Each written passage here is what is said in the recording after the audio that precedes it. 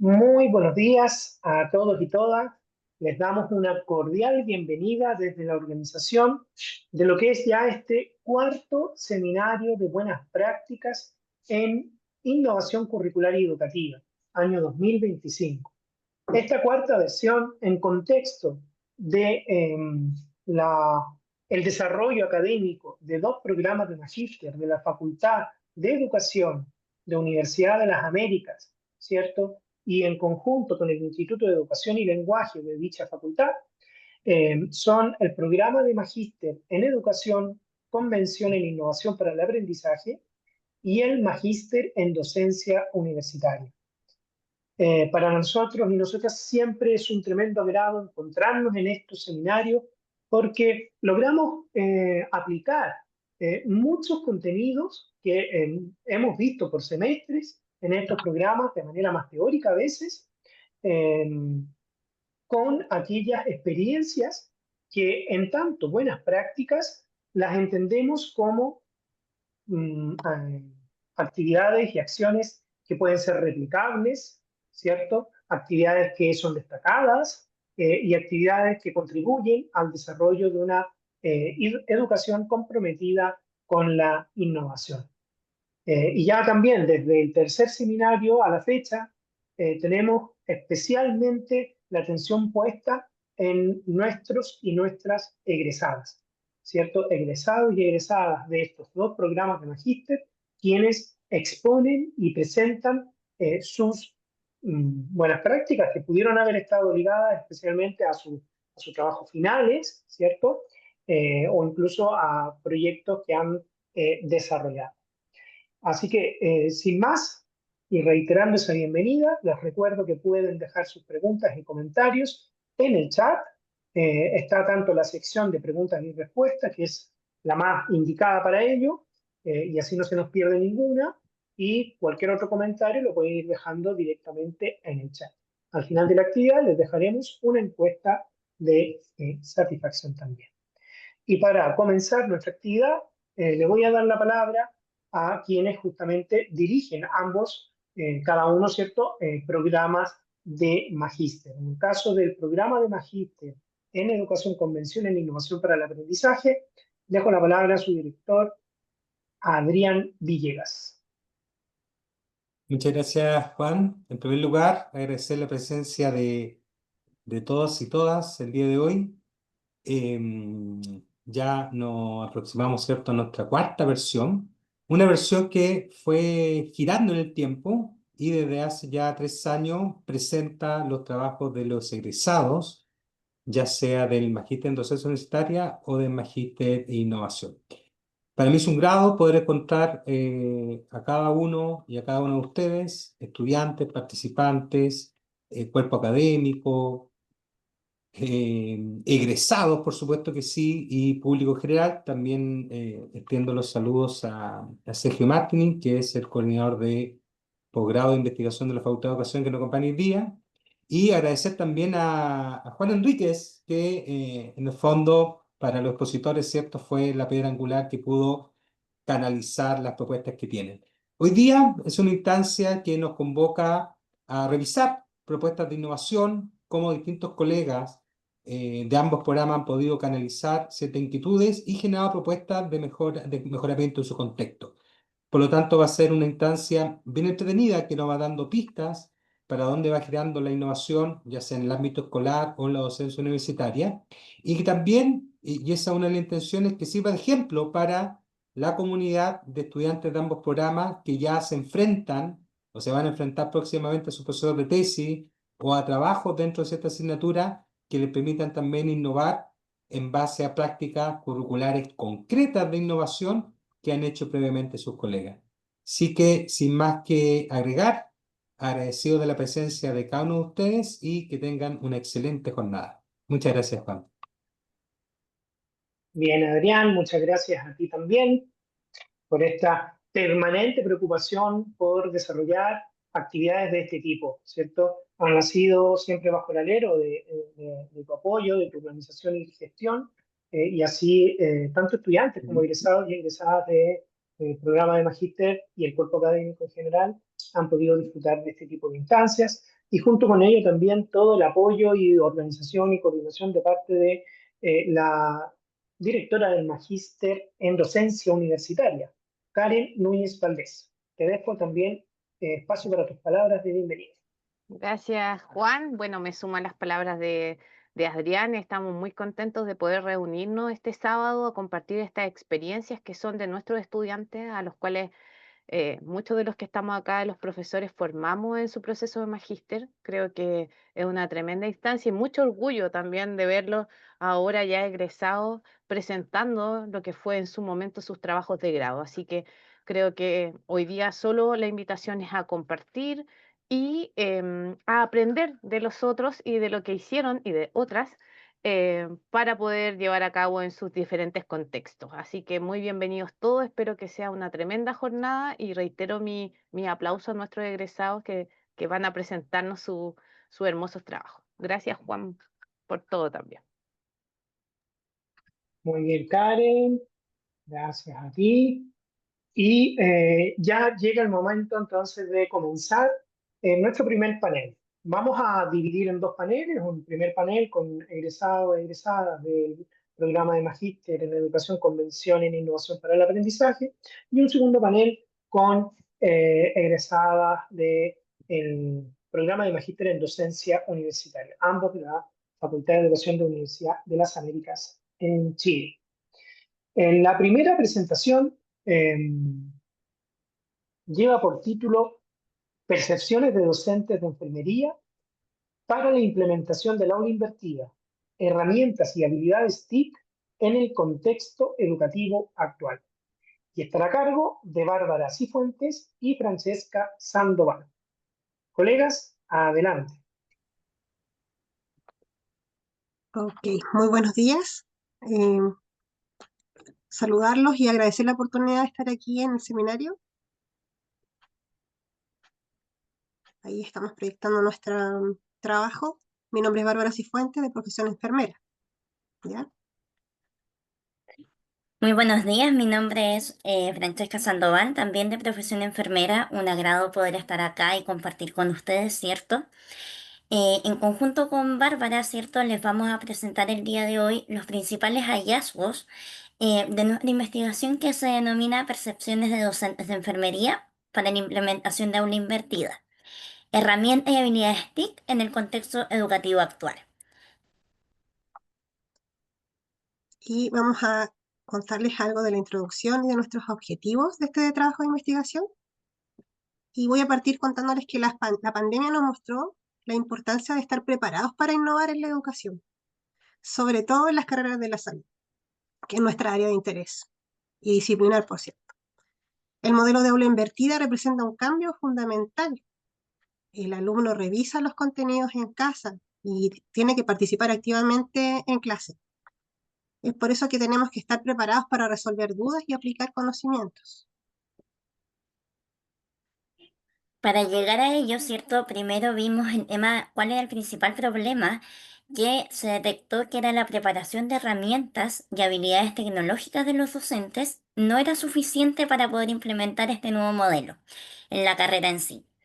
¿Y cuál fue el objetivo? Poder analizar el nivel de conocimiento que tenían en estas herramientas digitales por parte de los docentes de enfermería e identificar sus habilidades, las cuales eran necesarias y requeríamos para poder implementar el modelo de manera efectiva.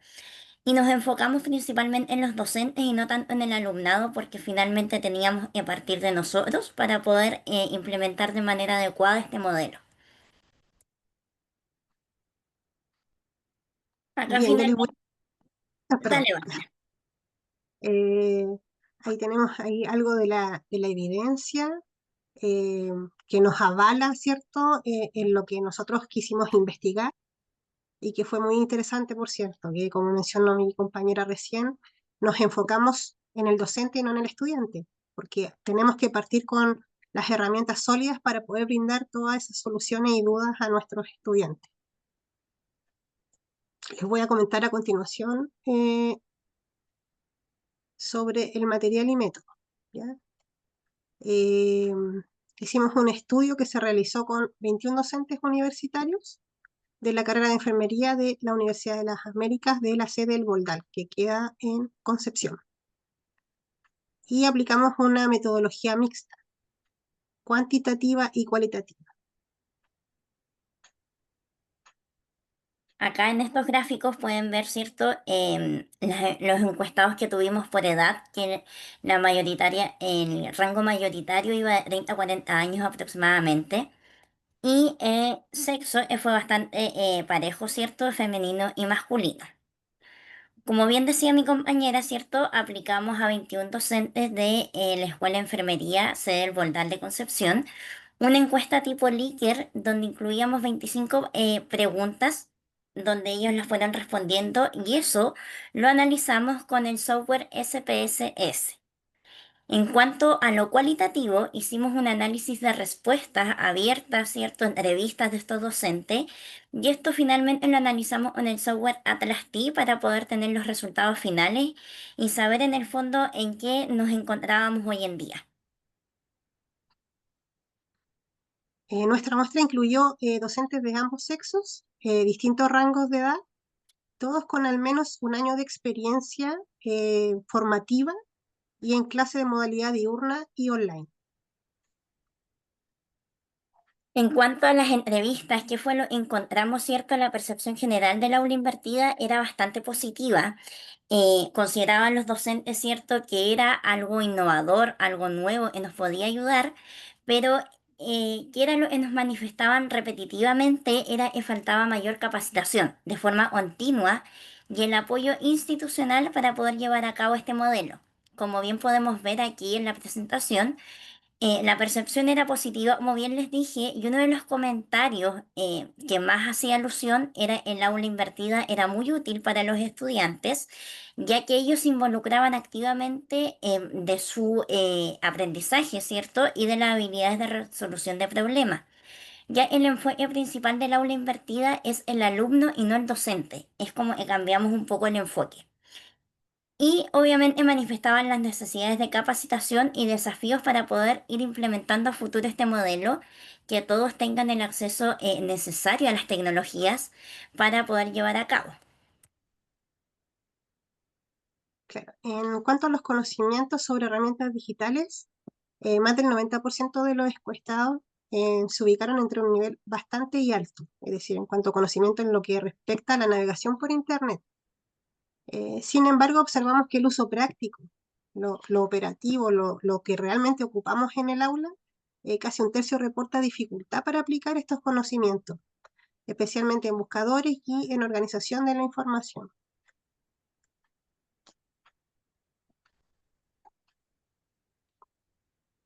En el fondo, ¿cierto? Es lo que concluimos nosotros que no basta solo con tener el conocimiento teórico, sino que también hay que tener la evidencia en la parte práctica, ¿cierto? Para apoyar a estos docentes en la transición de un aula normal a un aula invertida y que, de acuerdo a los estudios, ¿cierto? Cada día toma mayor realce este nuevo modelo y es necesario que todos estemos preparados para poder aplicarlo y llevarlo a cabo.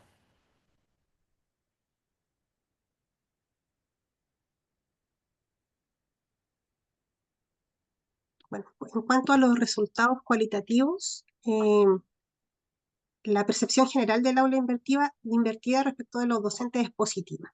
Les gusta que estemos centrados en el estudiante, que el estudiante busque y genere dudas y nosotros seamos capaces de resolverlas.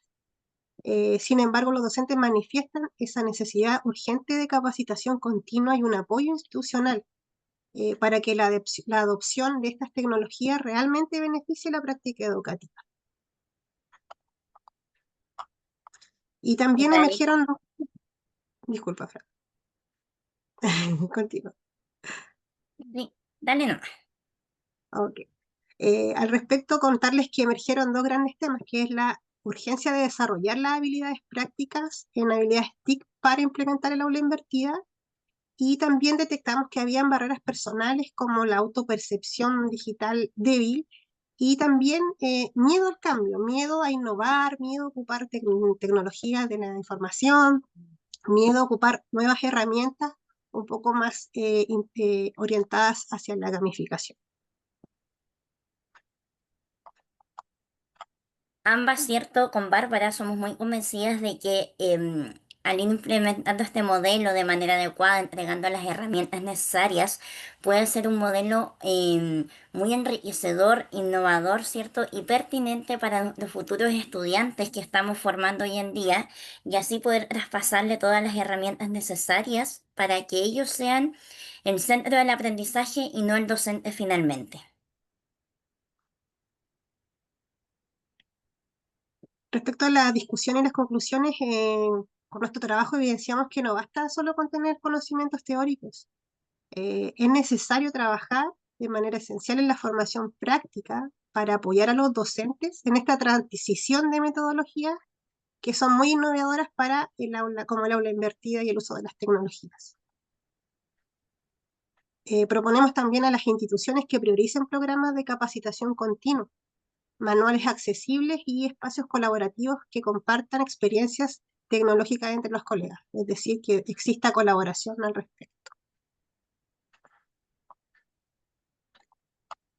Agradecemos en el fondo su atención. Estamos abiertas a cualquier pregunta o dudas que puedan tener para poder resolverla. Muchas gracias.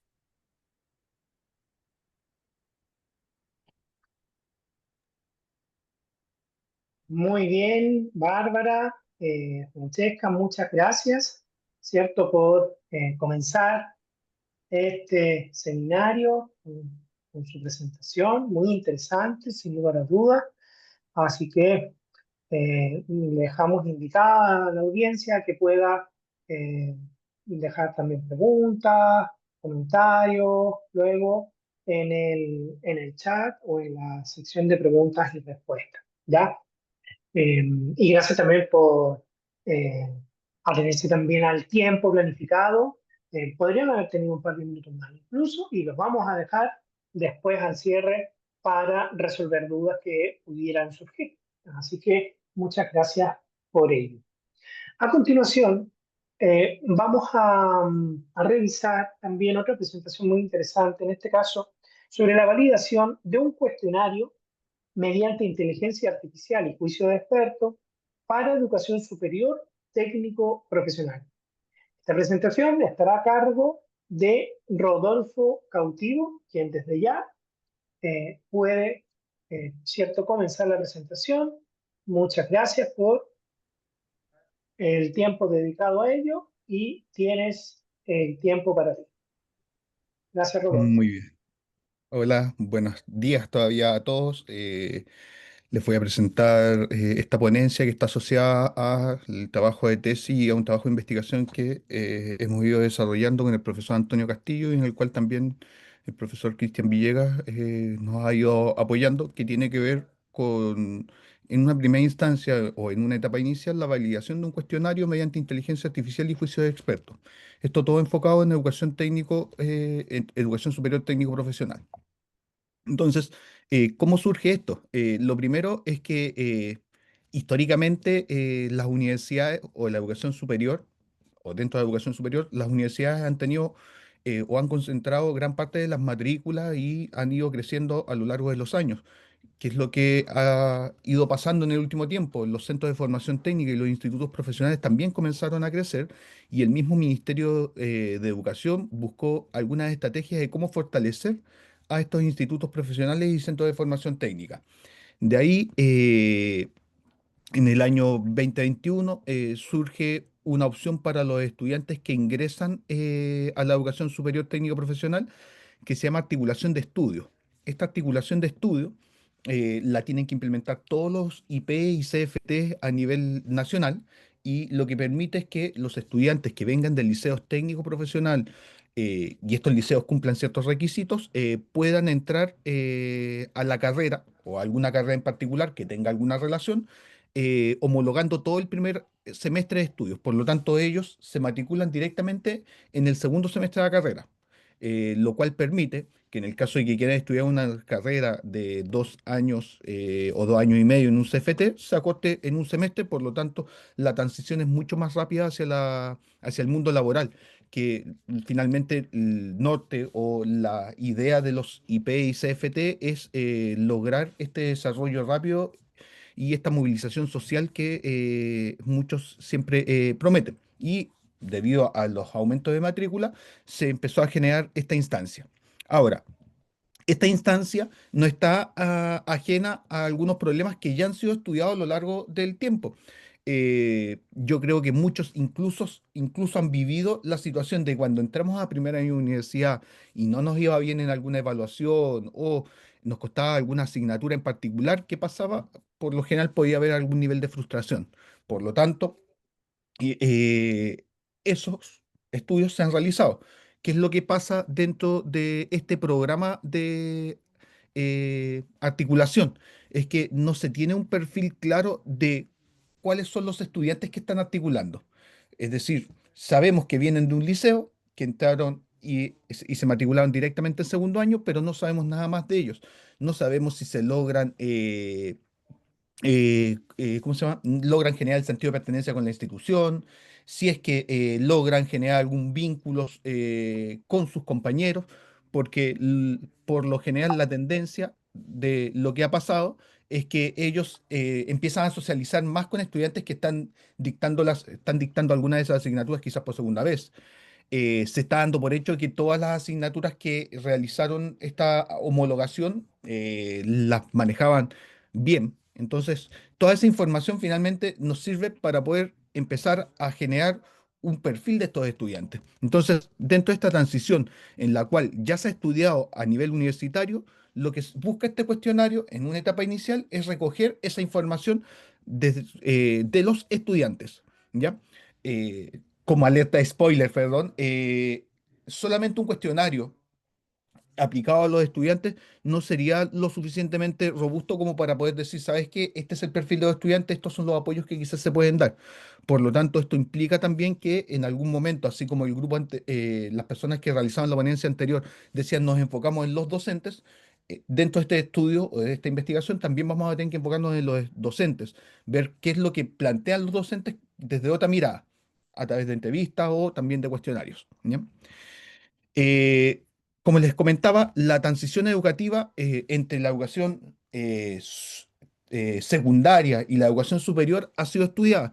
Dentro de los autores en los que me enfoqué y con los que logré tener contacto, estaban Fernández Lazarte y Gallardo, quien es un académico de la Universidad Católica de Santiago, con el cual logramos conversar y establecer cuál era la forma en la que él recopiló la información.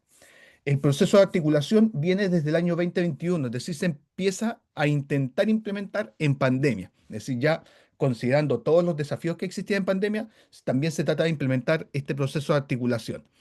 El enfoque que tiene es un enfoque cualitativo y cuantitativo, ¿ya? Y la forma de validar este trabajo, la validación del cuestionario, va a ser a través de juicios de expertos, pero además del juicio de expertos, también se consideran algunas inteligencias artificiales. Los expertos a los cuales con los cuales se contactó, estaba la asesora pedagógica de una institución, estaba una académica de la Universidad de las Américas y había un director de carrera de la institución. Y obviamente también usamos algunas inteligencias artificiales y dentro de ese trabajo los PROM los logró diseñar bastante bien el profesor Cristian Villegas, ¿ya? Eh, para poder generar esta validación o ver si lo que nos están entregando los expertos es bueno, entre comillas, bueno o no, lo que usamos fue analizarlos respecto a la validación de Hernández Nieto. Hicimos una serie de cálculos para poder ver cómo estaban diseñados estos.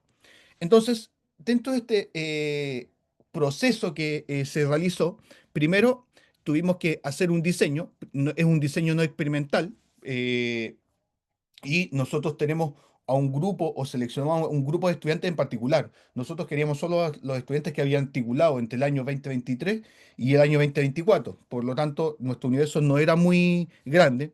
En ese momento pudimos tener una muestra de 29 estudiantes. La validación del cuestionario, como les comentaba, que fue un cuestionario tipo Likert, fue a través de juicios de expertos. Una de las cosas curiosas que pasó durante esta validación es que en general las inteligencias artificiales validaron muy bien el cuestionario. Se obtuvieron resultados muy buenos. Pero en cambio, los expertos dieron una mirada la cual no se tenía en cuenta. Por ejemplo, un director de carrera dijo, ¿sabes qué? Mira, dentro de las preguntas que tú estás estableciendo, no diferencias entre asignaturas teóricas y asignaturas prácticas. Puede que al chico en las asignaturas prácticas le vaya excelente, palabras de él, le vaya excelente porque en el colegio tenían la práctica, practicaban mucho, pero quizás la asignatura teórica en donde no tuvieron tanto desarrollo les va a costar mucho. Y dentro de este cuestionario, antes de hacer una primera aplicación para poder ver qué datos se obtenían, nos dimos cuenta de que fue una pregunta la cual dio en el clavo, se podría decir. Fue una pregunta la cual fue bien estructurada, la planteamos gracias a la experiencia que tienen los directores de carrera y que dentro de las inteligencias artificiales ninguna logró decirnos, oye, ¿sabes qué? Quizás falta este tipo de preguntas. Obviamente, las inteligencias artificiales a lo largo del tiempo siguen mejorando y cada vez más, y nosotros podríamos entrenarlas en base a una serie de documentos hoy en día y quizás los resultados serían mucho mejor. Dentro de los posibles análisis está un análisis estadístico de los datos del cuestionario, ya que es tipo Likert, y algunos datos cualitativos respecto a cómo lo percibieron los estudiantes. Y dentro de estas primeras ideas que se recogieron fue, por ejemplo, que había una pregunta respecto a con quién vivía y no se consideró que los estudiantes quizás podían vivir en Invento, en San Felipe, pero se estaban quedando en casas arrendadas acá cerca de la región para poder ir a clases. Por lo tanto, claro, ellos decían, no, es que vivo en un lugar arrendado, no sé cuánto es el presupuesto con el que manejo, ¿ya? Y dentro de los aspectos éticos, la participación fue 100% voluntaria, ellos podían negarse a responder el cuestionario, fue totalmente anónimo, por lo tanto solamente se tiene la información. Dentro de las conclusiones que se obtuvieron, los resultados valían un instrumento confiable para caracterizar a los estudiantes que se articulan desde la enseñanza media técnico-profesional a la educación superior técnico-profesional, facilitando el diagnóstico y mejoras en el proceso de transición. Lo ideal siempre con este cuestionario y cuando se habló con los directivos de la institución fue entregar una información la cual les permitiera considerar, ya sabes qué, quizás ellos necesitan más ayudantía o sabes qué, quizás ellos necesitan más apoyo emocional. La combinación de juicio de experto e inteligencia artificial generativa fortalece la precisión, la aplicabilidad del cuestionario, destacando su valor metodológico en la investigación educativa. La identificación de factores internos y externos permite diseñar estrategias específicas para mejorar el rendimiento y adaptación de los estudiantes a la educación superior, que era un poco los que les comentaba.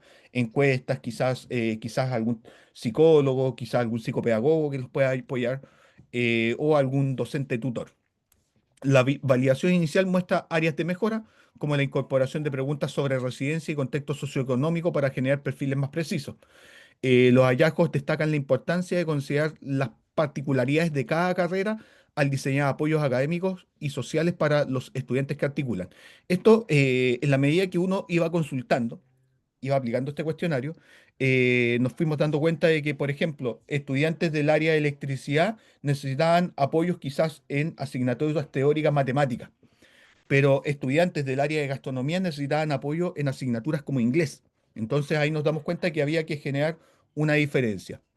Este estudio sienta las bases para futuras investigaciones que profundicen en los factores que influyen en la transición educativa y en la efectividad de las estrategias de apoyo implementadas. Es decir, con esto y considerando que en el punto en donde empezamos a desarrollar esta investigación no había ningún trabajo respecto a algún estudio respecto a estudiantes articulados, se podía recoger mucha información respecto a establecer un perfil. Hoy en día eso ha ido cambiando y ya hay algunos primeros estudios también que se están trabajando.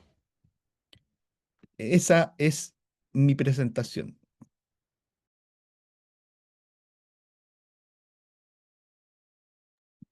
Muy bien, Rodolfo, muchísimas gracias por presentarnos también aquí tu trabajo, muy interesante, al igual que la primera presentación.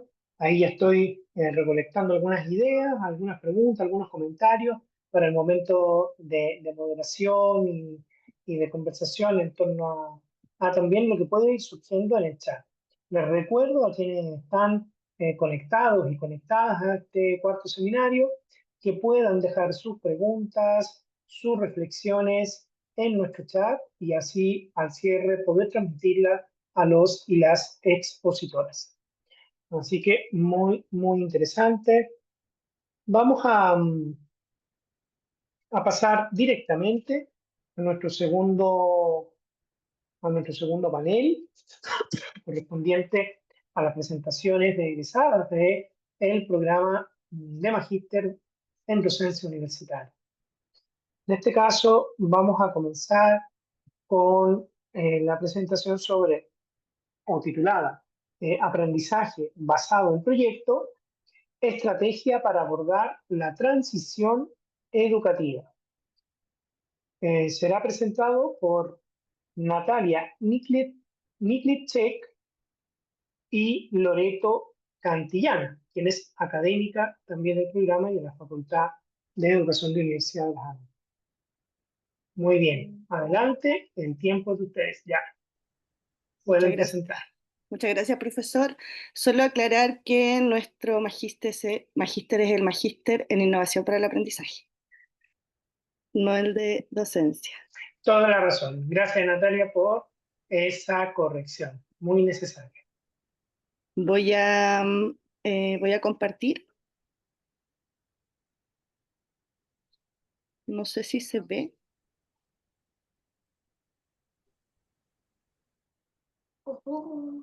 Ya se está viendo. Ahí sí. Buenas tardes a todos y todas las presentes. Mi nombre es Natalia Niklicek Vicencio, soy educadora de párvulo de profesión y el siguiente trabajo de tesis de magíster fue realizado con la profesora Loreto Cantillana Armijo, que fue mi profesora guía en este proceso, y el trabajo se titula Aprendizaje basado en proyecto, estrategia para abordar la transición educativa entre los niveles de NT2 y primero básico. La introducción de este trabajo, lo que podemos contar es que la transición educativa entre los niveles de NT2 y primero básico es una necesidad porque es parte fundamental de la trayectoria escolar de los estudiantes. Ayuda a que la trayectoria educativa no se quiebre, no haya un quiebre entre los niveles de NT2, o sea, de educación parvularia a primer año básico. Este trabajo fue realizado en el Colegio Bicentenario de Difusión Artística de la comuna de Los Muermos, en la región de Los Lagos, y este colegio presenta la problemática que no tenía hasta el año pasado una estrategia de transición educativa articulada, planificada y organizada, y se toma el aprendizaje basado en proyecto como estrategia, ya que Educación Parvularia desde sus inicios trabaja con los proyectos educativos, pero no así los cursos de primero básico hacia arriba. Y tomando en cuenta además que es una innovación porque el aprendizaje basado en proyectos generalmente se trabaja en la enseñanza media. Entonces tomamos el aprendizaje basado en proyecto como una forma de articular lo que se trabaja desde primero básico hacia arriba con lo que se trabaja en educación parvularia. Y tomamos las dos asignaturas base, que son lenguaje y matemática, porque representan las asignaturas más duras, entre comillas, del currículum. La fundamentación, como ya comentábamos anteriormente, no existe una metodología, una estrategia de transición plenamente planificada. La práctica educativa entre ambos niveles es muy disímil entre sí, siendo que la trayectoria entre uno y otro es muy corta, ¿cierto? Existe también el decreto 373 de educación, del Ministerio de Educación, que invita a los establecimientos a tener estrategias de transición educativa, pero que den respuesta también al proyecto de mejoramiento educativo, al PME, en sus 4 dimensiones: gestión, recursos, técnico-pedagógica y convivencia. Y además, la percepción tanto de los docentes como del equipo técnico del establecimiento dicen y comentan que las estrategias de transición educativas que se habían realizado hasta el momento eran aisladas y no correspondían a las necesidades de los estudiantes. El objetivo general es diseñar una estrategia de transición educativa entre educación parvularia y educación básica, promoviendo la continuidad pedagógica y el desarrollo de habilidades socioemocionales de los estudiantes. ¿Cierto? De este objetivo general se desprenden 3 objetivos específicos, que es implementar un proyecto de transición educativa, potenciar el desarrollo de actitudes socioemocionales de los estudiantes y promover el desarrollo de habilidades de resolución de problemas, trabajo colaborativo a través de actividades lúdicas desafiantes y pertinentes entre ambos niveles. El marco teórico, como mencionábamos anteriormente, la estrategia de transición educativa, los tránsitos, como incluso mencionaba Rodolfo recién en la presentación anterior, los tránsitos de un nivel a otro a veces suelen ser complejos de los estudiantes y generan un quiebre en la continuidad pedagógica, emocional y en la continuidad también de los aprendizajes.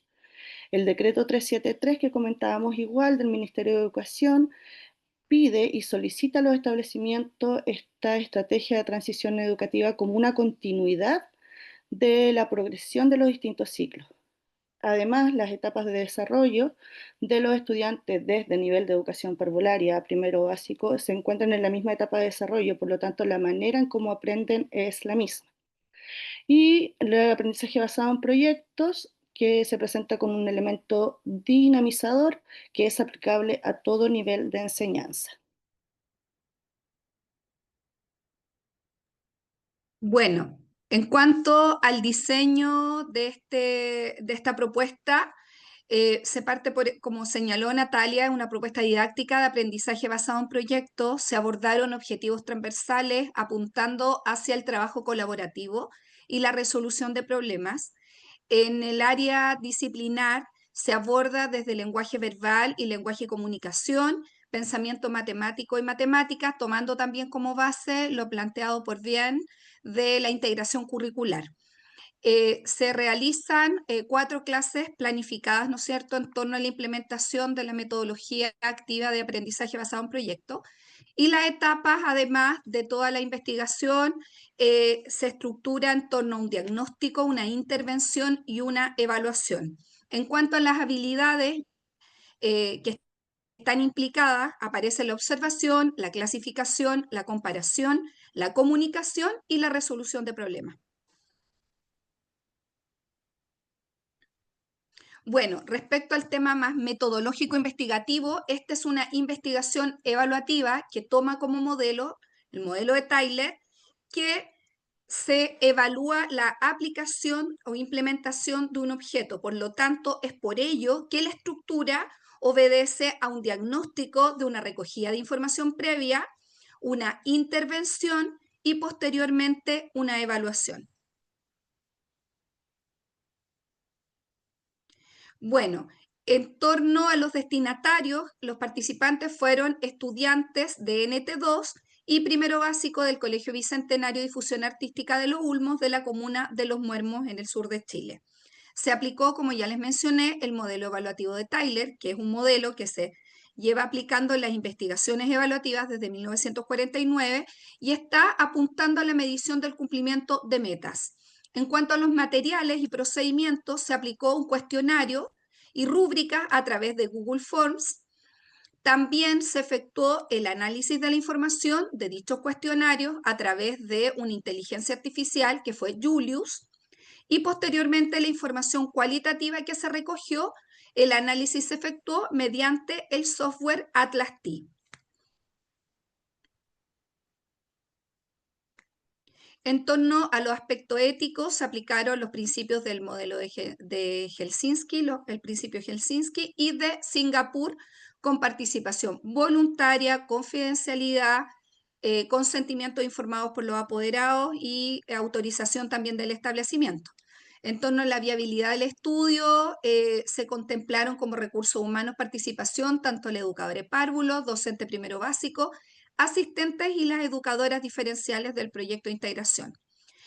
No hubo gastos económicos asociados, se cumplieron con las normativas vigentes, el decreto 373, y en términos del operativo esto tampoco implicó grandes despliegue a nivel de el funcionamiento operativo del establecimiento. Finalmente fue todo lo contrario porque era una actividad que potenciaba el trabajo y lo que la política pública estaba solicitando también. ¿Podemos avanzar? Bueno, en torno a la implementación, se partió con la reunión de equipo de aula, la definición de los objetivos, la aplicación de las encuestas mencionadas con este Google Forms, la planificación del aprendizaje de estas clases, la realización de las clases, la aplicación de la escalera de metacognición para poder recoger la información cualitativa. Ya esta escalera de la metacognición es la propuesta por Melina Furman, y posteriormente se realiza la evaluación. En cuanto a los resultados, considerando lo cuantitativo y lo que estaba en la encuesta, se contempló principalmente, y donde hay un mayor porcentaje fue en el proyecto narrativo y también en los proyectos matemáticos. Posteriormente también se destaca la participación interactiva por parte de los estudiantes y el acercamiento que tienen a esta implementación. También se releva la disposición futura a poder replicar y participar en acciones similares a esta. Y finalmente también se encuentra como elemento importante el conocimiento que se da entre los estudiantes de ambos cursos. En cuanto a lo cualitativo, emergen 4 categorías. Una categoría que apunta a los aprendizajes adquiridos, a la metodología de aprendizaje, al impacto socioemocional y a las aplicaciones futuras. Aquí podemos ver en este diagrama de Sankey que principalmente se releva el aprendizaje adquirido. Asimismo, las metodologías de aprendizaje, también se alude al impacto socioemocional y a las aplicaciones futuras. Los principales hallazgos, como mencionaba la profesora Loreto, también tenemos el conocimiento intercurso, ya que los estudiantes, tanto de NT2 como de primero básico, ya habían interactuado en algunas actividades, se conocían.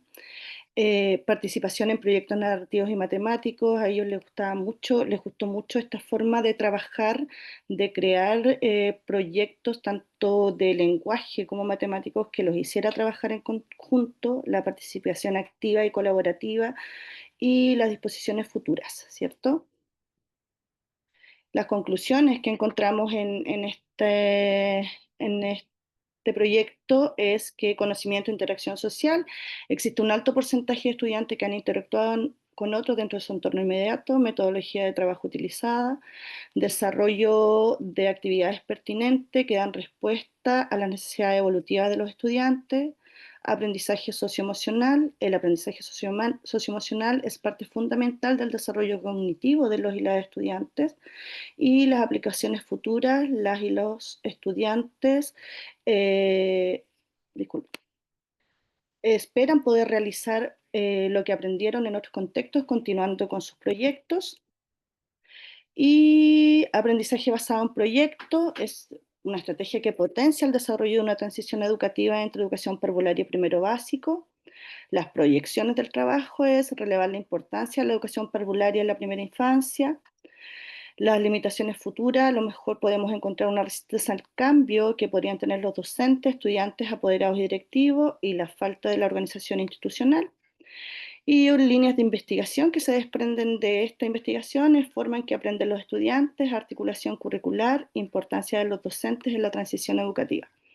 Y otra proyección u otra línea que hemos encontrado a partir de esto, que no está reflejado aquí, que hemos comenzado a trabajar ahora desde julio en adelante, es que esta estrategia de aprendizaje basado en proyectos no solo se quedó en el establecimiento desde NT2 hasta primero básico, sino que también vamos a comenzar a trabajar la transición educativa a través de esta metodología con los jardines infantiles y los niveles medios, para tomar los niveles medios de los jardines infantiles y proyectar la transición hasta los niveles de transición 1, que es el caso, que es como se conoce pre-kinder, ¿cierto? Que eso también es algo que estamos implementando a partir de este trabajo que se llevó a cabo el año pasado.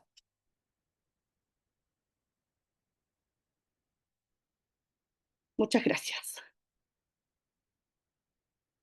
Eso sería nuestra presentación. No sé, profe Loreto, si usted quiere No, dar las gracias por escucharnos y por la atención y los comentarios del chat también. Muchas gracias. Muchas gracias. Muy bien, Natalia, Loreto, muchísimas gracias por su presentación el día de hoy. Efectivamente, hago mención de la corrección de que cierto corresponden al Magíster en Educación, Convención para Innovación del Aprendizaje, y que entonces la primera presentación de Bárbara Cifuentes y Francesca Sandoval sí eran del Magíster en Docencia Universitaria. También ahora nos vamos a la última presentación, también del magíster en docencia universitaria. En este caso, vamos a conversar en torno a storytelling como método de innovación educativa, beneficios y aplicaciones en el aula. Nos va a presentar Marisol Fernández. Desde ya puedes, ¿cierto?, comenzar tu presentación, y a toda la audiencia les dejo la invitación a que puedan hacer sus preguntas y comentarios, dejarlas ahí plasmadas, porque luego de esta presentación nos vamos al cierre de diálogo y preguntas asociadas a las 4 presentaciones. Marisol, ya puedes comenzar.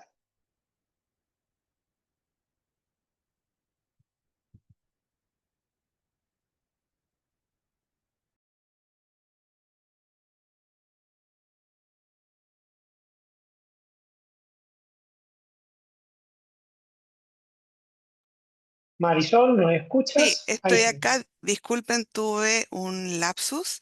Buenos días ya, buenas tardes a todos. Muchas gracias por estar acá y también muchas gracias por invitarme. Voy a compartir mi presentación, pero antes quisiera comentarles un poco de mi trabajo, ¿ya? Aquí está mm, mi... No sé si la ven ahí, ¿sí? Sí, ya se está Ahí estoy viendo. compartiendo, ¿sí? ¿Sí la ven? Ya está en pantalla completa, gracias. Ya.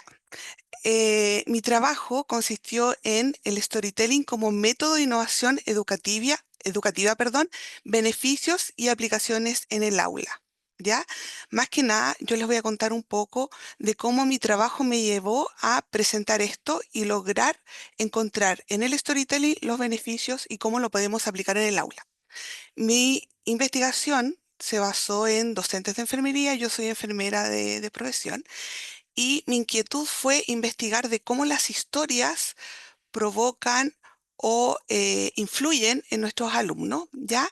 Y si logramos con estas historias conectar con las emociones, o que ellos entiendan también temas tan complicados en nuestra carrera como son el dilema ético, ¿ya? Pero voy a partir comentándoles qué es el storytelling. Ya como introducción, la enseñanza es un proceso constante y en evolución. Es fundamental adquirir metodologías activas para mejorar el aprendizaje y también captar a nuestros alumnos. ¿Qué nos permite el storytelling? Permite modernizar los métodos de enseñanza para conectar con distintas generaciones, y además fomenta el pensamiento crítico y el aprendizaje significativo en el aula y en la práctica. ¿Pero qué es el storytelling? El storytelling es el arte de contar historias utilizando palabras y acciones para revelar los elementos e imágenes de una historia mientras se estimula la imaginación del oyente. Y además, el storytelling en educación es una estrategia didáctica que favorece el aprendizaje significativo al involucrar cognitivamente y emocionalmente a los estudiantes mediante la narración de historias contextualizadas. Es decir, en definitiva, el storytelling es conectar emocionalmente con el otro a través de una historia. En este caso, yo les podría mencionar que en enfermería hay un tema muy potente en relación al duelo, ¿ya? Porque muchas veces en la atención médica ustedes comprenderán que no podemos salvar a todos los pacientes porque tienen diagnósticos como cáncer o leucemia. Entonces, ¿cómo enfrentamos nosotros emocionalmente el duelo? Y aquí podemos contar historias, vivencias que están relacionadas con el duelo, para que así el alumno que todavía no lo vive se pueda conectar con este y pueda entender también las etapas del duelo y cómo enfrentarlo. frente a una ponencia real de su docente. Ahora, ¿cómo contar una buena historia? Primero tenemos que construir un buen mensaje, es decir, ¿qué queremos entregarle a este grupo de alumnos? Pensar el ambiente. Los eventos necesitan un espacio físico. En este caso, del duelo podría ser el hospital, ¿cierto? Identificar los personajes. Para armar un storytelling se deberán identificar al protagonista o grupo de personas. Plantear el conflicto, el problema y su posterior solución con el aprendizaje. Es decir, yo en esa situación de una muerte inminente, ¿cómo me sentí? Me sentí afligida, me sentí triste, tenía ganas de llorar, pero tenía que contener al paciente y a la familia que estaba en ese momento, por el rol que yo tengo siendo enfermera. No fingir, ser lo más auténtico posible, simplificar. Es decir, cuanto más simple y corto nuestra historia, es mejor. El concepto primordial que se desea transmitir es el objetivo final. En este caso del duelo, el rol que cumple la enfermera es muy importante para contener a la familia y para que también esa transición que existe entre la vida y la muerte sea lo más amigable posible, frente a todo el dolor y toda la pena que se pueda tener en la situación. Ahora bien, ¿cuáles serían los beneficios del storytelling? Fomenta el aprendizaje signitivo, obvio, porque ayuda al estudiante a conectar nuevos conocimientos con sus experiencias previas. Tal vez algún alumno haya experimentado alguna experiencia como la que yo le estoy comentando, facilitando así el aprendizaje significativo. Desarrollar habilidades comunicativas y de pensamiento crítico. El uso del storytelling en el aula estimula la expresión oral y escrita, así como la reflexión crítica en torno a los contenidos abordados. Potencia la motivación y el compromiso del estudiante. Contar historias capta la atención de los alumnos, incrementa su interés por los contenidos y mejora la disposición hacia el aprendizaje. Es decir, cuando un docente dice, les puedo contar una historia, ellos cambian la actitud. Ellos miran distinto, ya recuerdan su más tierna infancia porque desde pequeños ellos aprendieron con historia. ¿Ya? Favorece la comprensión y retención de la información. Los estudiantes recuerdan mejor los contenidos cuando están estructurados en forma de historia, debido al poder de la narrativa para organizar la información en la memoria. ¿Cómo lo podemos aplicar en el aula? Primero, debemos presentar la presentación de contenidos curriculares. El storytelling permite introducir temas complejos de manera más comprensible y atractiva, facilitando la comprensión. Como ya les comenté el duelo, pero también tenemos muchos dilemas éticos, ¿ya? ¿Cómo enfrentar el dilema ético? Fomento de la escritura creativa. Los estudiantes desarrollan su expresión escrita al crear y contar sus propias historias. Desarrollo del pensamiento crítico, resolución de problemas. Las historias permiten analizar dilemas, explorar perspectivas y tomar decisiones argumentadas. Además, mejora la expresión oral y habilidades comunicativas. Contar historia en voz alta mejora la fluidez verbal, el vocabulario y la confianza al hablar, sobre todo en nuestra carrera, ¿ya? Que es de enfermería, que es netamente social y de interacción con el otro. Ahora, ¿cuáles son las recomendaciones? Conocer bien a la audiencia, en este caso los estudiantes, integrar el storytelling al currículum, no como una actividad aislada, fomentar la participación activa del estudiante, utilizar recursos digitales y audiovisuales, capacitarse en técnicas narrativas y promover un ambiente emocionalmente seguro, porque es conectar con las emociones. Las historias nos conectan y en este caso perduran en el tiempo al conectarlas con las emociones. En mi trabajo de tesis, yo investigué en relación a qué percibían las docentes cuando contaban historias y sabían qué sabían del storytelling. Y muchas me decían, sí, del storytelling no sé nada, pero yo cuento historia. Yo cuento historia en relación a mis campos clínicos. Entonces, al mostrarle que el storytelling tenía esta estructura, tenía estos beneficios, ellos cambiaron la mirada después del estudio, obviamente. Realicé 10 preguntas en entrevistas y también realicé focus group, ¿ya? Y uno de los resultados fue que incorporaron el storytelling ya formalmente a su vocabulario, que ellas consideraron que también contar historias eran muy importantes para sus alumnos, que retenían más el conocimiento asociado a la historia. Es decir, la materia la asociaban a la historia y les iba mejor. Y la retenían a través del tiempo. el storytelling. En realidad yo creo, desde mi perspectiva, que es una herramienta muy útil, muy valiosa en educación en todas las etapas, desde primero hasta la etapa universitaria. Yo realizo docencia universitaria y realmente a mí me ha servido mucho como un método innovador porque los alumnos lo reconocen y lo aplican y lo internalizan. Y es muy interesante ver sus caras cuando uno les dice, tengo una historia que contar. Eso. Muchas gracias por escucharme.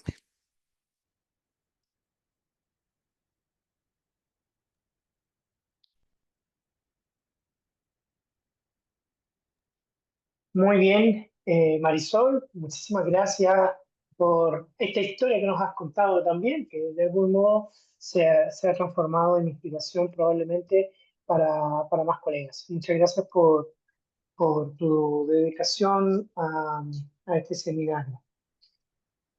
Bien, Gracias. estamos llegando con esto al cierre de las presentaciones de estos paneles en torno a temas de percepción docente, enfermería, en la implementación del aula invertida, ¿cierto? Con herramientas y habilidades TIC como contexto, validación de cuestionarios mediante inteligencia artificial y validación de juicio de experto para educación superior técnico profesional, aprendizaje basado en proyectos para abordar la transición educativa, ¿cierto? Temprana edad, y storytelling como método también de innovación educativa en el área de salud.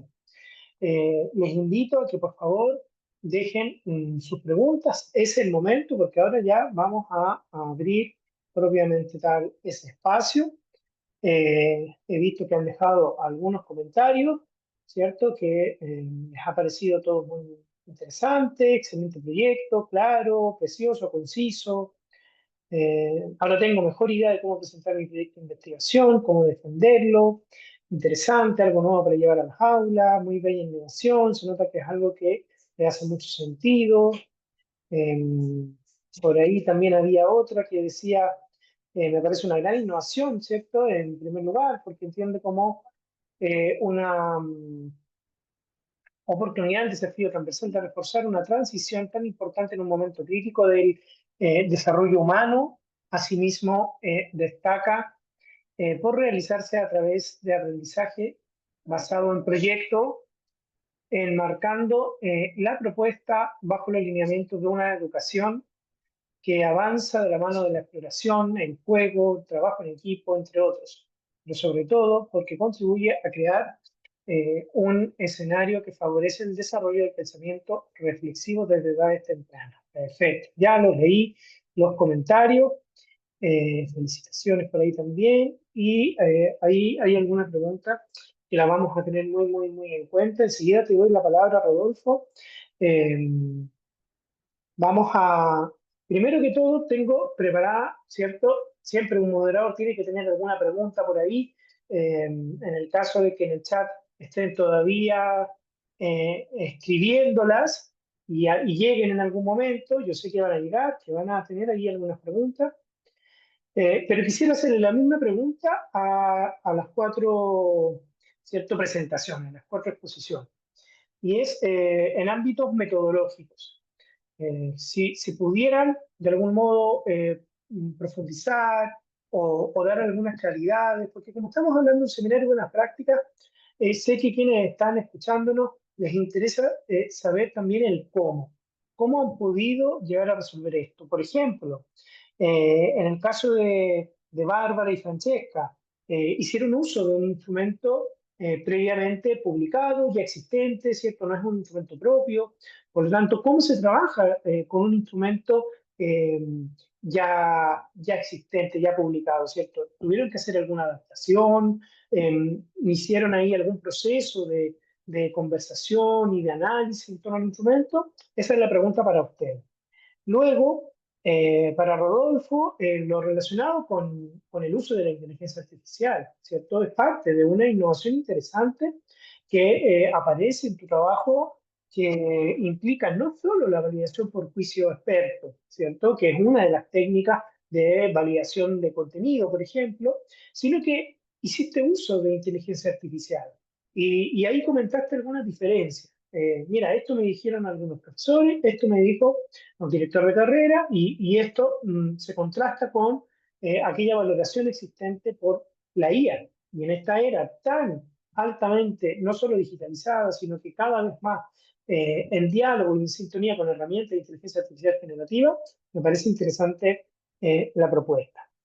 En el caso de la tercera presentación, ¿cierto?, de Natalia y Loreto, ¿cómo visualizan ustedes el uso metodológico, en este caso, ya de la aplicación didáctica? Es decir, del aprendizaje basado en proyectos a esta etapa inicial de la escolarización o, en este caso, de la transición, ¿cierto?, educativa. Como una metodología de aprendizaje basado en proyectos que durante muchos años comenzó implementándose en edades superiores, siempre en el contexto escolar, también se incorporó a la educación superior. ¿Cómo queda? ¿Cómo queda en esta temprana edad? A la cuarta presentación de Marisol, la pregunta está centrada, claro, en algo ya mencionaste, pero si pudiera profundizar sobre el storytelling en el área de salud, ¿cierto? Creo que es muy importante destacar porque eh, más allá del área de educación superior en salud, sino más bien en la disciplina, en cualquiera de las carreras, de las disciplinas de salud, y si eso puede proyectarse al ámbito laboral también, porque el storytelling siempre se ha utilizado bastante en el ámbito directamente relacionado con lo formativo, con lo educativo, también incluso con lo literario, con lo artístico. Eh, con la iniciación en la lectoescritura, y aquí en el área de salud yo creo que es muy interesante también. Entonces, ahí las primeras preguntas, mientras voy recogiendo las preguntas que están dejando en el chat. Les agradecería que sigan el mismo orden, ¿cierto?, de sus presentaciones para poder responder. Y Rodolfo, terminado estas 4, ya puedes hacer el comentario que querías cuando levantaste la mano, ¿ya? Así que vamos con Bárbara o Francesca. Bueno, no, el documento era bastante más largo, efectivamente, el tipo Likert. Lo redujimos, ¿cierto?, a la cantidad de preguntas antes mencionadas y eso hubo que validarlo. Lo validamos a través de nuestra docente guía, la profesora Rayen y la profesora Karen, que nos ayudaron a ello, y otros docentes externos que nos validaron este instrumento para poder llevarlo a cabo y poder utilizarlo en nuestra tesis. Bárbara, no sé si quieres agregar algo más.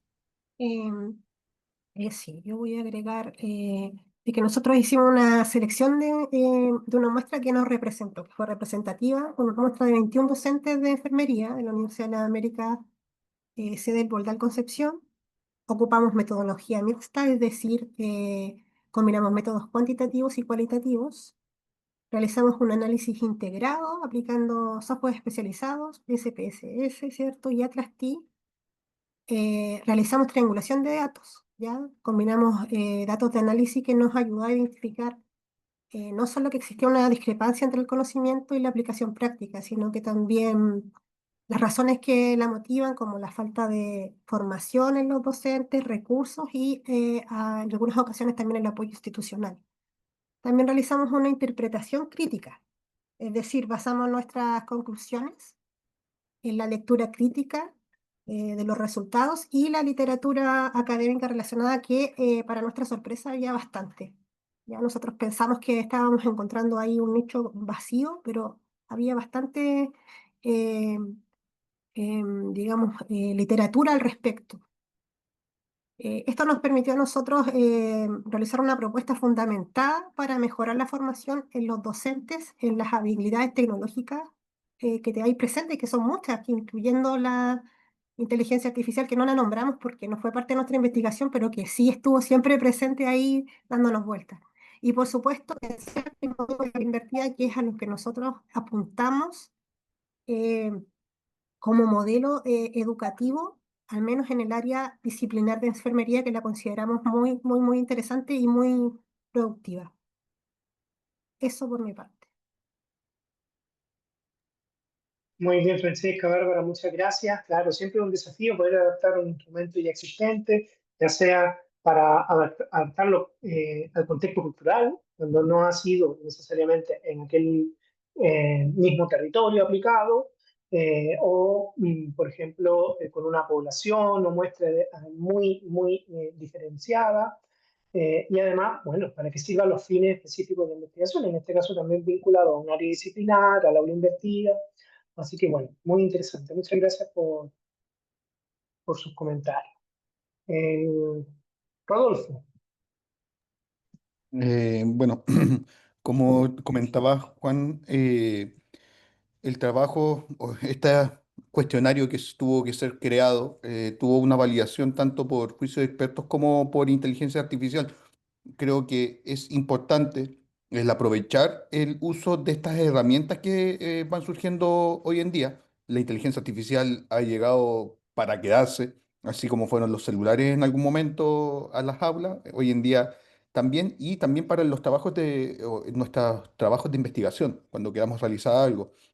Y dentro de estas, yo creo que hay muchas oportunidades de mejora respecto al trabajo que hicimos el año pasado ya que los avances han sido gigantescos y los prompts también se pueden ir mejorando como lo había comentado. Creo que a pesar de estas diferencias que yo creo que están asociadas a la experiencia del director de carrera, un director de carrera que lleva cerca de 30 años en el cargo, obviamente tiene una experiencia la cual no va a aparecer necesariamente en los libros de texto o en la literatura como tal. Así que considero que cuando se haga uso de inteligencia artificial, obviamente siempre de forma ética, se considere, especialmente con el tema de validar algún instrumento, también algunos expertos, no solamente la IA para poder tener una mirada mucho más detallada. Eso es lo que puedo aportar. Bien, Rodolfo, muchas gracias. Es muy bueno tu llamado, ¿cierto?, de siempre hacer un uso ético, responsable y crítico de la inteligencia artificial en todos los contextos, también en los educativos y en los de investigación. Sabemos de que la inteligencia artificial tiene sesgos, ¿cierto?, desde su propio desarrollo, de algún modo van reproduciéndose en función de los datos con los cuales haya sido alimentada. Entonces, eso es muy importante tener en cuenta que el uso no debe ser, ¿cierto?, algo ligero. Pero es interesante empezar a utilizar también la inteligencia para ciertos procesos metodológicos que han estado salvaguardados por décadas, para técnicas de validación, por ejemplo, que no son muy actuales, ¿cierto? Cada vez que se publica un artículo y se habla de validación de instrumentos, perfectamente podrían salir citas de hace décadas, y me quedo con esta idea porque quiero hacer una pequeña pausa antes de pasar a la tercera respuesta, porque hay una pregunta de Cristal Arias que no es una pregunta para ustedes en particular, pero no la quiero dejar pasar tampoco, ¿cierto? Y tiene que ver con esto, de los marcos teóricos. Dice, si en mi marco teórico tengo citas de autores muy viejas y me solicitan recientes, ¿tendría alguna consecuencia? A ver, eh, yo la consecuencia no te la puedo vaticinar, no te la puedo decir, porque eso depende mucho de la rúbrica con la cual se te vaya a evaluar, ¿cierto?, tu trabajo, en el contexto en el cual estés entregando ese marco teórico. Por lo tanto, te voy a dar más bien una recomendación por mi experiencia ya de varios años dirigiendo trabajos finales de máster, dirigiendo trabajos finales de grado, y es que es fundamental considerar ya especialmente en el área de posgrado, pero también en pregrado, que la literatura sea actualizada. Hay algunos programas que tienen las cosas muy claras, ¿cierto?, en su rúbrica, y te indican que tiene que haber un 80, un 70, un 85% de literatura. Generalmente se pide de los últimos 10 años, ya incluso en programas de posgrado como doctorado de los últimos 5 años. Hay magíster que también así lo piden. Lo que no quita de poder citar a los grandes clásicos o a aquella literatura que, por supuesto, podemos entender como más alejada en el tiempo. Pero eso es porque tiene que ver con una recomendación de darle flujo y movimiento a las distintas investigaciones recientes que van actualizando las anteriores. Hay publicaciones que pueden haber estado metodológicamente muy bien, con marcos teóricos muy bien estructurados hace 30 años atrás, pero el contexto actual nos permite entenderlas de un modo completamente distinto. Y entonces esas actualizaciones son fundamentales. Yo les invito a quienes están realizando sus trabajos en torno a marcos teóricos, cualquiera sea el trabajo, traten de tener siempre literatura reciente, máximo de 10 años, idealmente 5, y con un 15-20% de literatura quizás algo más anterior, ¿cierto? Pero siempre y cuando sea pertinente y adecuada a tus objetivos o problemas de investigación. Bueno, con eso cierro ese comentario y dado que tampoco he visto más preguntas relacionadas con las presentaciones, vamos con la respuesta ahora de Natalia y Loreto. Ya. Bueno, usted nos preguntaba, profe, cómo el ABP funciona o cómo trabajamos con el ABP en educación parvularia, siendo que el ABP es una metodología que se utiliza en enseñanza media, pero si nosotros nos vamos a las bases y a la didáctica de la educación parvularia, el trabajo basado en proyectos, que en educación parvularia se llama proyectos de aula. Nosotros trabajamos con proyectos de aula, trabajamos también con centros de interés. La forma en que se proyecta o se organiza incluso el aula en educación parvularia es distinta, es para trabajar en proyecto. Todo lo que se hace en educación parvularia es para hacer un trabajo colaborativo que nazca desde el interés desde el interés del estudiante, y que el mismo párvulo, los mismos estudiantes vayan ellos siendo parte de su propio aprendizaje. En este caso, por ejemplo, nosotros tomamos el ABP. Podríamos haber tomado el ABP como una forma de escolarizar un poco el primero básico y llevarlo como parece ese lado, pero tomamos el ABP como una forma de parvularizar el primero básico y llevar el trabajo de educación parvularia hacia las aulas desde primero básico hacia arriba, con una metodología que ellos ya conocen y que se realiza y que también puede ser parte de esta transición educativa, porque le da continuidad al currículum. Yo quisiera agregar también, tomando lo que indica Natalia, que hay un documento que es de orientaciones del 2024 del Minedu, que son orientaciones de las transiciones educativas para educación parvularia. Y uno de los puntos claves también, y por qué la idoneidad de aplicar esta metodología activa, tiene que ver porque en ese documento se hace referencia al desarrollo participatorio de las infancias, al derecho de participación y al relevar la voz de los niños.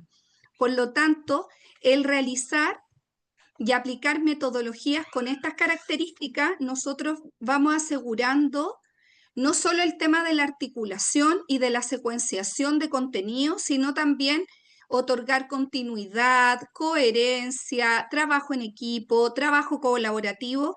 Y ahí yo haría mención también a un trabajo de la UNICEF del 2020. Y en ese texto de la UNICEF también se habla, en el documento de aprendizaje basado en proyectos, se habla de la importancia de generar actividades donde se desarrollen habilidades como la colaboración y como la participación entre el estudiantado, y también hace referencia a elementos, ¿no es cierto?, del trabajo entre niveles. Por lo tanto, habría una pertinencia no solo en llevarlo de educación parvularia hacia primero básico, sino también seguir las orientaciones y requerimientos de la política pública y también lo que se está mencionando como a nivel internacional, relevando la participación en las infancias. Entonces, ahí también la importancia de tomar una metodología como esta para poder trabajarla en estas transiciones y en niveles más tempranos. Muy bien, muchísimas gracias Loreto, Natalia. Sin duda que nos han dado ahí algunas pistas, ¿cierto? Muy relevantes, porque hay estrategias, hay metodologías que incluso todavía se están enseñando como metodologías innovadoras, pero claro, que llevan un recorrido de larga data, en algunos casos tal cual, con ese mismo nombre, y en otras se han basado en un en un modo de hacer las cosas que a lo mejor no llevaba ese nombre. Y en este caso, para lo que es la educación parvularia, trabajar siempre en función de proyectos y en métodos más colaborativos, más participativos. Me encantó esta idea de parvularizar, dijiste, creo, en primero básico, porque yo soy profesor de filosofía, entonces cuando trabajé en colegio estuve en la enseñanza media y a mí me llegaba siempre en los consejos de profesores esta idea de de las bases, qué pasaba en las bases, ¿cierto? Lamentablemente había un discurso muchas veces de responsabilizar al otro. Mira, es que el estudiante que llega a primero medio no tuvo un buen segundo ciclo de educación básica. El estudiante de quinto a octavo no tuvo unas buenas bases de primero a cuarto. Estoy hablando en los códigos y en las claves de Chile, por si acaso, pero eso valga también para primaria, secundaria, que puede llamarse en otros territorios. Y los de primero era, no, es que las bases en el preescolar, en este caso en kinder, no, tampoco son buenas. Como si la educación fuera algo exclusivamente mirado como una línea de tiempo, con una única dirección, y que solamente busca un avance, insisto, lineal. La educación nos ha demostrado con el tiempo, la teoría y la práctica, que es holístico, que es necesario volver, que es necesario siempre reflexionar, ¿cierto? Volver a lo que teníamos al inicio y luego adaptarlo. Y en este caso también encontrar que el avance puede ser desde una base inicial a un nivel o etapa siguiente. Así que súper interesante lo que han comentado ustedes y bueno, a tenerlo muy en cuenta. Marisol, te queda a ti la última, cierta intervención de esta pregunta primera de metodología. Sí, es en relación, bueno, la pregunta que me realizaste en relación a que cómo el storytelling tiene proyección en el ámbito laboral del personal de salud. Yo creo que sí hay mucha proyección ahí, ¿ya? El storytelling se puede incorporar en todas las carreras, medicina, enfermería, kinesiología, todas las del área de la salud, y yo me atrevería a decir que también en las otras en otro tipo de carreras, ¿ya? ¿Por qué? Porque el storytelling tiene asociada la historia, ¿cierto? La emoción y el aprendizaje. Entonces, si tenemos claro el aprendizaje, el objetivo que queremos lograr con esta historia, podemos enseñar y este aprendizaje va a ser duradero en el tiempo. Mira, te pongo un ejemplo, independiente del área de la salud. El que construyó el Caucao. Dime que no hay aprendizaje ahí, no hay emoción ahí. Dime que ese profesor que sabe o que estuvo implicado ahí podría ser un aporte a todos los alumnos de arquitectura al contar cómo realizar el proyecto, por qué se equivocaron o cómo aprendieron del error. Entonces, yo creo que las historias a todo nivel son muy potentes. De hecho, las vemos siempre, incluso en la televisión.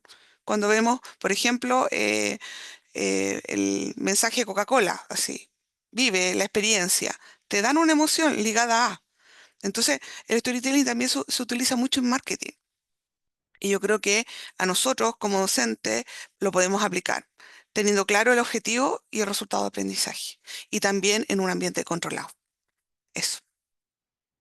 Muy interesante, Marisol, muchas gracias. Y sin duda, cuando hablamos de contar historias, hablamos también de una palabra bueno, que se ha utilizado durante mucho tiempo, pero cada vez más ahora con la inteligencia artificial, que es la humanización, ¿cierto? Hablamos de la necesidad de humanizar permanentemente. El ser humano, al parecer, nunca ha estado tan contento con los efectos que ha generado, que siempre está diciendo que hay algo que nos está deshumanizando. Hay un ensayo de C.S. Lewis, el mismo en las Crónicas de Narnia, pero que también escribía ensayos y otras cosas, que ya en los años 40 hablaba en contexto de la guerra y todo, hablaba el ensayo de la abolición del hombre, ¿cierto? De cómo ciertos avances modernos estaban de algún modo deshumanizándonos. La incorporación de la tecnología digital también trajo consigo esa reflexión. Oye, esto está bien, pero nos puede deshumanizar. ¿Para qué hablar de la propia inteligencia artificial hoy en día?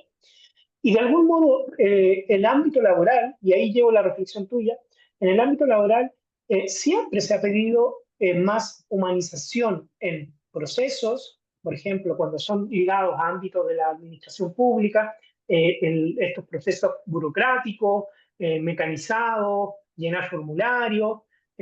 Muchas veces se ha dicho, oye, necesitamos humanizarnos. En el ámbito, ¿cierto?, de la ciencia, como del área de la biología, la física, la química, se ha hablado también de cómo poder aquello, ligado muchas veces a fórmulas, matemáticas, humanizar. En el caso de la salud, hoy en día incluso se está hablando y se están formando, ¿cierto?, en distintos programas de grado, posgrado, asignaturas que hablan de la humanización de la salud. Entonces, parece que contar historias fuera una necesidad. Yo solo quisiera dejar la reflexión de que contar historia es parte de lo humano. Desde que existe el ser humano, que estamos contando historia de una u otra forma, a través de nuestras acciones, a través de nuestros ejemplos, transmitimos de generación a generación el aprendizaje, ¿cierto?, de lo anterior. Han existido culturas altamente y exclusivamente de transmisión oral, narración oral, para poder sostenerse en el tiempo, y por lo tanto, que esto se esté utilizando en distintas ramas, en distintas áreas disciplinares, no es más que seguir humanizándonos. Así que muy interesante, muchas gracias. Bien, estamos llegando al cierre y bueno, ahí justamente, Nivaldo, se aplica el storytelling en el arte, el cine, la literatura, la psicología, el desarrollo de videojuegos, por supuesto que en el desarrollo, los que hemos sido, aunque sea incipientemente como yo, gamer en algún minuto, y los que se dedican a eso, es que en el videojuego la narrativa es fundamental. Bien, no he detectado preguntas en el chat, preguntas específicas para ustedes, pero seguro que todos y todas, además de quienes dejaron comentarios de agradecimiento, han valorado mucho las 4 presentaciones, las 4 buenas prácticas que nos han transmitido también desde trabajo de investigación, ¿cierto? Entonces, yo solo les dejo la invitación por mi parte a que, como las buenas prácticas son tal en la medida que también puedan ser transferibles, puedan hacer de estas sus buenas prácticas un espacio, no solo a través del seminario, sino que con posterioridad en otros ámbitos de difusión, de aprendizaje para otros y otras, ¿cierto? Que puedan de algún modo transmitir lo que para ustedes significó desarrollar un proyecto o una investigación como esta a otros, sin duda que le puede abrir un camino. Entonces esperamos que este seminario sirva para ello, pero también les dejo la invitación directa, individualmente, a cada uno de ustedes, a que pueda hacer eso en sus espacios de trabajo, en sus espacios académicos, porque las buenas prácticas vale y merece siempre la pena escucharlas, tenerlas en cuenta. Nos quedan 2 minutitos, así que dejo la palabra a todas ustedes que han presentado voluntariamente, no necesariamente ya tiene que ser en el orden. Si quieren decir algunas palabras para transmitir alguna idea que no hayan podido dejar clara o que quieran, ¿cierto?, agregar algún comentario, especialmente en la línea de esa transferencia, ¿cierto? ¿Qué invitación dejan al resto, o qué consejo, o qué recomendación, mejor dicho, le pueden dar a quienes hoy día nos están escuchando? La decana aquí de la Facultad de Educación, ¿cierto?, está dejando también felicitaciones por el seminario, muy interesante, y a cada uno de los presentadores que compartieron sus experiencias. Bien. Johnny, aprovechemos que tienen la mano levantada. No, quisiera felicitar esta instancia. Son oportunidades en las cuales uno ve una cobertura de ideas, cómo está creciendo la innovación, y sobre todo quisiera felicitar a la última exponencia de Marisol, que creo que contribuyó enormemente. O sea, uno se va con algo, como usted lo decía, no es algo quizás nuevo, pero es totalmente innovador. Y me hizo mucho sentido conectarme a la parte emocional, y creo que tiene muchas proyecciones. Así que felicitaciones a todos los exponentes, pero todo a la última investigación, me encantó. Así que felicitaciones por esta instancia y por esta oportunidad. Muchas gracias. Bien, Johnny, muchas gracias a ti también por tu comentario. Muchas gracias. Les recuerdo que tienen, enseguida le doy la palabra a Decana, vi que está ahí levantando la mano digital. Les recuerdo, para que no se vayan a desconectar todavía, que tienen la encuesta de satisfacción ahí en el chat. Ya se las había dejado antes, se las vuelvo a dejar. Por favor, participen. Mientras más alta sea su participación, mejor va a ser el seminario, el 5º seminario, ¿cierto?, del 2026. ¿Por qué? Porque siempre consideramos sus propias opiniones, consideraciones, valoraciones, para poder hacer esto una mejora permanente. Decana, María Jesús Noral.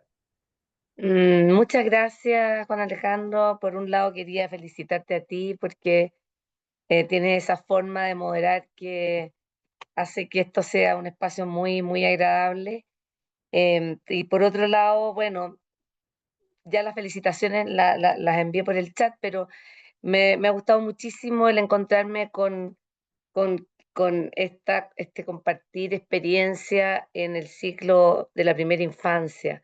Creo que es muy relevante el poder cubrir la trayectoria.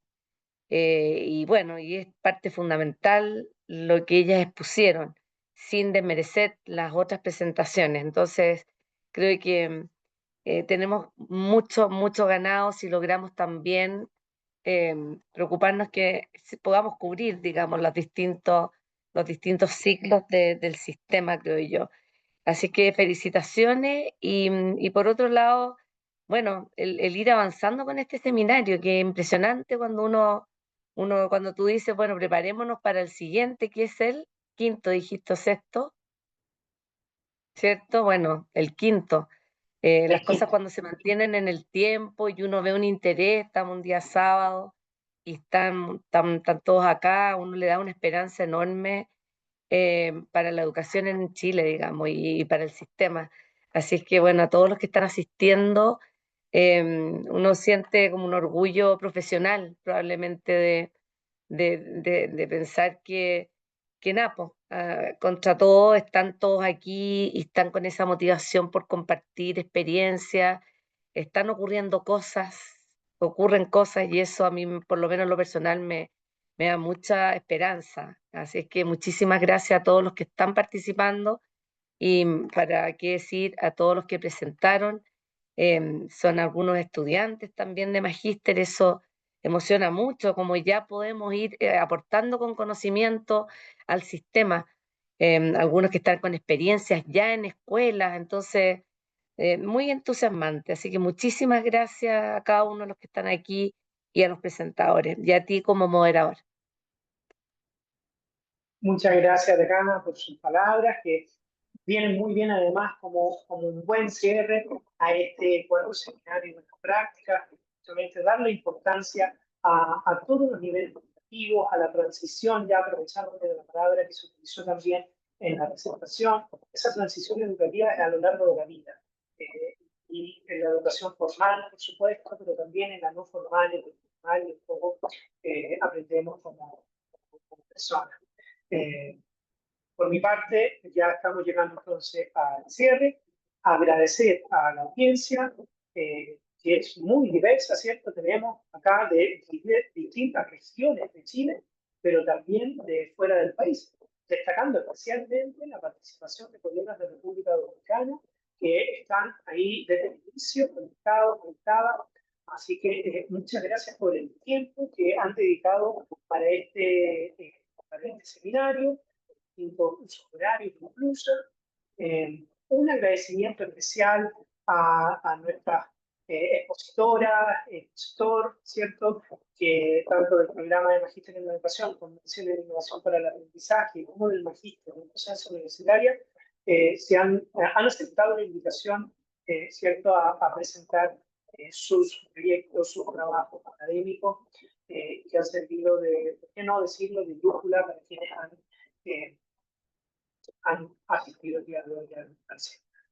Y por supuesto no puedo dejar de agradecer a Karen Gómez Valdés y a Adrián Villegas, quienes desde sus roles de liderazgo en estos dos programas de magíster han permitido también un correcto y un adecuado desarrollo de iniciativas y actividades. Agradecer a la autoridad presente, la decana, a Martín, estudiantes, colegas, egresados, cuerpo académico. Un abrazo grande para ustedes, que tengan un muy buen fin de semana, que sea un excelente año, segundo semestre, y tal como lo dijimos, ojalá nos veamos en un próximo sexto seminario de práctica. Muchas gracias, un abrazo. Hasta luego. Chao, chao a todos. Muchas gracias por la oportunidad. Chao, gracias. Chao. Chao. Nos vemos, gracias.